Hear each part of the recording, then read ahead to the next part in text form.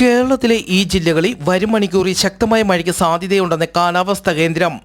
ആലപ്പുഴ, കോട്ടയം, ഇടുക്കി, എറണാകുളം, തൃശൂർ, കണ്ണൂർ, കാസർഗോഡ് ജില്ലകളിലെ ഒറ്റപ്പെട്ടയിടങ്ങളിലാണ് ശക്തമായ മഴയ്ക്കും മണിക്കൂറിൽ 40 കിലോമീറ്റർ വരെ വേഗതയിൽ കാറ്റിനും സാധ്യതയുണ്ടെന്ന് കാലാവസ്ഥാ കേന്ദ്രം അറിയിച്ചിരിക്കുന്നത്.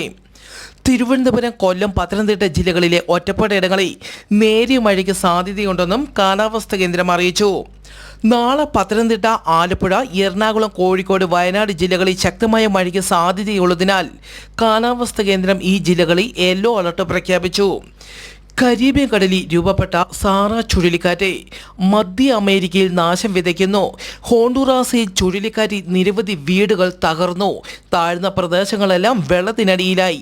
വടക്കൻ ഗോട്ടിമാലയിലേക്കും കിഴക്കൻ മെക്സിക്കോയിലേക്കും ചുഴലിക്കാറ്റ് നീങ്ങാൻ സാധ്യതയുണ്ടെന്നും കാലാവസ്ഥാ കേന്ദ്രം അറിയിച്ചു. കോഴിക്കോട് ചേവായൂർ സർവീസ് സഹകരണ ബാങ്ക് തെരഞ്ഞെടുപ്പുമായി ബന്ധപ്പെട്ടുണ്ടായ സംഘർഷത്തിൻ്റെ പശ്ചാത്തലത്തിൽ നാളെ കോഴിക്കോട് ജില്ലയിൽ കോൺഗ്രസ് ഹർത്താൽ പ്രഖ്യാപിച്ചു.